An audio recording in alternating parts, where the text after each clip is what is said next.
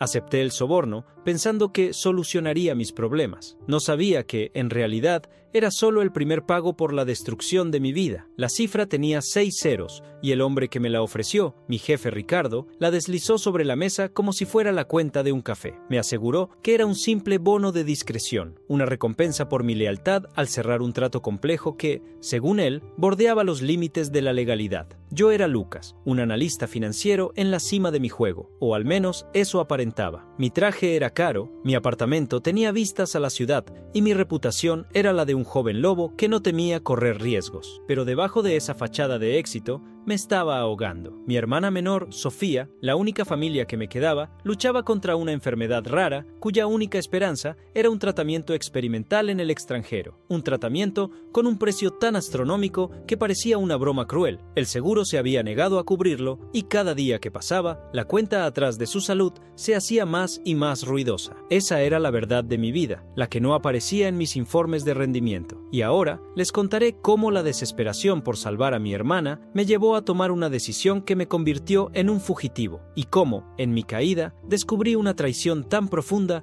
que hizo que el soborno pareciera un juego de niños. Mi vida antes de ese momento era una ecuación cuidadosamente balanceada de ambición y control. El mundo financiero era un lenguaje que dominaba a la perfección. Los mercados, para mí, no eran caóticos. Eran un poema de patrones, un sistema de flujos que yo sabía leer mejor que nadie. Ricardo, el director de la firma, había sido mi mentor, un hombre de sonrisa paternal y una mente afilada como una cuchilla. Me acogió bajo su ala cuando era solo un recién graduado y me enseñó los secretos del oficio, no los que se aprenden en la universidad, sino los que se aprenden en las trincheras, donde la moral es flexible y la victoria lo justifica todo. Él valoraba mi audacia, mi disposición a operar en las zonas grises donde se hacían las verdaderas fortunas. Sofía era el otro polo de mi universo. Desde la muerte de nuestros padres en un accidente años atrás, me había convertido en su único ancla. Ella era una artista, veía el mundo en colores y texturas, mientras que yo lo veía en cifras y porcentajes. Su enfermedad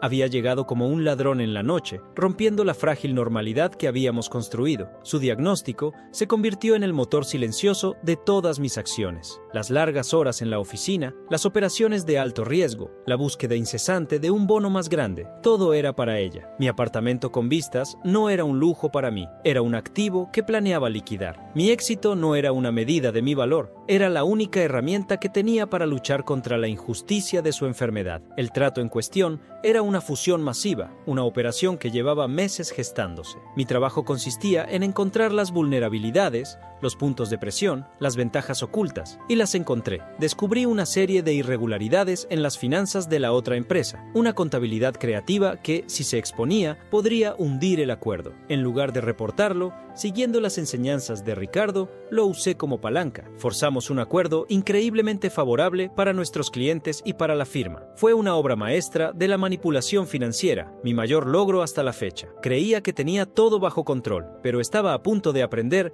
que el control es solo una ilusión. La noche del soborno, después de que el trato se cerrara, Ricardo me llamó a su oficina. El ambiente no era el de una celebración, sino el de una conspiración. Fue entonces cuando me habló del bono de discreción. Dijo que algunos de los métodos que habíamos usado podrían ser malinterpretados si salían a la luz. El dinero era para asegurar mi silencio, mi lealtad. Una parte de mí, la que aún recordaba las lecciones de ética de la universidad, gritó en silencio. Pero la otra parte, la que veía la cara pálida de Sofía en su cama de hospital, la que había calculado una y otra vez el costo del tratamiento, vio una salida. Vi una solución, envuelta en papel de banco. Tomé el maletín. Mis manos no temblaron. En ese momento, la decisión no se sintió como una traición a mis principios, sino como un acto de amor por mi hermana. Fue una decisión de un segundo que me costaría los siguientes 10 años de mi vida. Al día siguiente, transferí una parte del dinero a la clínica en Suiza, asegurando el lugar de Sofía. El alivio fue tan intenso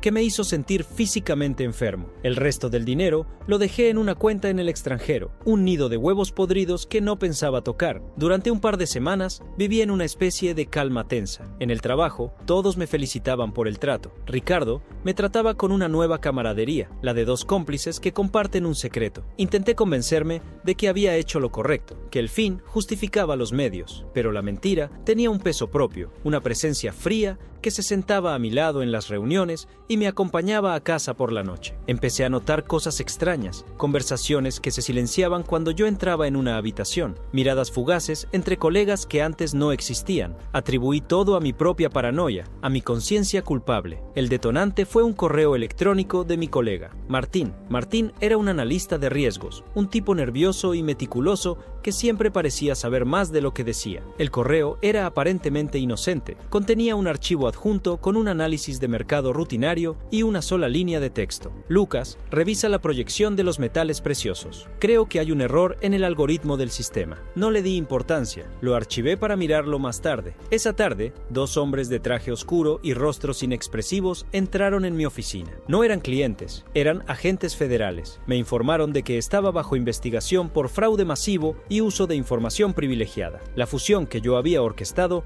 no era solo una obra maestra de la manipulación, era, según ellos, el clímax de un esquema de lavado de dinero que llevaba años operando dentro de la firma. Y todas las pruebas, todas las transacciones, todas las comunicaciones apuntaban directamente a mí. Mis protestas fueron inútiles. Me mostraron transferencias que yo no había hecho, correos que yo no había escrito. Mi mundo se desintegró en tiempo real. Me di cuenta de que el soborno no había sido para comprar mi silencio, había sido para comprar mi culpabilidad. Era la pieza final de un rompecabezas diseñado para convertirme en el chivo expiatorio perfecto. Mientras me escoltaban fuera de la oficina, mi mirada se cruzó con la de Ricardo. No había sorpresa en sus ojos, ni siquiera lástima. Solo el frío cálculo de un general sacrificando a un peón. Fue en ese momento que entendí que ya no había vuelta atrás. La única salida era hacia adelante. En un instante de claridad en medio del caos, aproveché una distracción, empujé a uno de los agentes y corrí. Corrí como nunca antes en mi vida, impulsado por el puro instinto de supervivencia. No sabía a dónde iba, solo sabía que no podía dejar que me atraparan, no antes de entender cómo y por qué me habían traicionado de una forma tan completa. Mi vida se convirtió en una existencia clandestina. Me movía de noche, dormía en moteles baratos, pagaba todo en efectivo. El dinero del soborno, que había sido mi salvación, ahora era mi única herramienta para sobrevivir en la clandestinidad. Cada noticiero, cada periódico mostraba mi rostro. El joven lobo de las finanzas se había convertido en el fugitivo más buscado del país. La historia que contaban era la de un genio arrogante cuya codicia lo había llevado a la ruina. Era una narrativa simple, creíble y completamente falsa. Mi primer objetivo era sacar a Sofía del país antes de que la investigación llegara a ella, antes de que asociaran el dinero de su tratamiento conmigo. Con la ayuda de un viejo contacto de la universidad, logré conseguirle un pasaporte falso y un billete de avión. Nuestra despedida fue en una estación de autobuses a medianoche. Ella no entendía la magnitud de lo que estaba pasando. Le mentí. Le dije que eran problemas con unos inversores, que necesitaba desaparecer un tiempo, pero que todo estaría bien. Verla subir a ese autobús, sabiendo que quizás no la volvería a ver, fue el momento más doloroso de mi vida. Una vez que ella estuvo a salvo, me enfoqué en mi propia supervivencia y en la búsqueda de respuestas. Estaba solo, casado y sin recursos. Mi única pista era ese correo críptico de Martín. Revisa la proyección de los metales preciosos. Creo que hay un error en el algoritmo del sistema. No era un consejo financiero, era un mensaje. Usando una computadora en una biblioteca pública,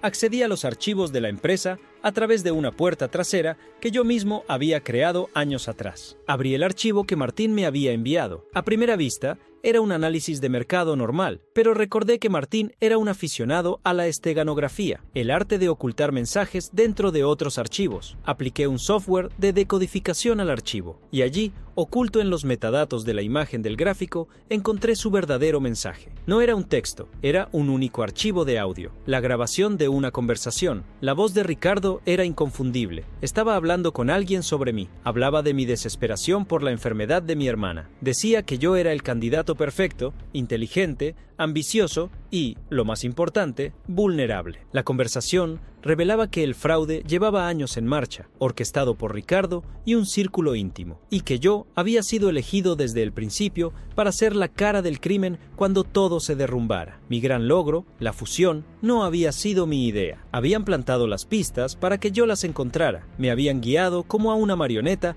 para que ejecutara el plan que ellos habían diseñado. Mi decisión impulsiva de aceptar el soborno no había sido el origen del problema, había sido el último paso de su plan maestro. Y justo cuando pensaba que las cosas no podían empeorar, escuché la segunda voz en la grabación, la persona con la que Ricardo estaba conspirando. Era Martín, el hombre que me había enviado la advertencia, era también uno de los arquitectos de mi caída. La revelación me golpeó con la fuerza de un impacto físico. Dejé caer la cabeza sobre el teclado de la biblioteca, el sabor metálico del miedo y la traición llenando mi boca. Martín no me estaba ayudando, se estaba cubriendo. Probablemente temía que Ricardo lo traicionara a él también, y me había dejado esa grabación como una póliza de seguro, una bomba que yo podía detonar y que lo salpicaría a él, pero que destruiría a Ricardo. Era un juego de serpientes, y yo era el ratón atrapado en medio. Me di cuenta de que no podía confiar en nadie. La rabia, una emoción pura y fría, reemplazó al miedo. Dejaron de cazar a una víctima asustada. Ahora estaban cazando a alguien que no tenía nada que perder y que conocía el sistema mejor que ellos mismos. Dejé de correr, dejé de esconderme. Decidí usar mi cerebro, la única arma que me quedaba. Sabía que no podía simplemente entregar la grabación a las autoridades. Ricardo y Martín la desacreditarían.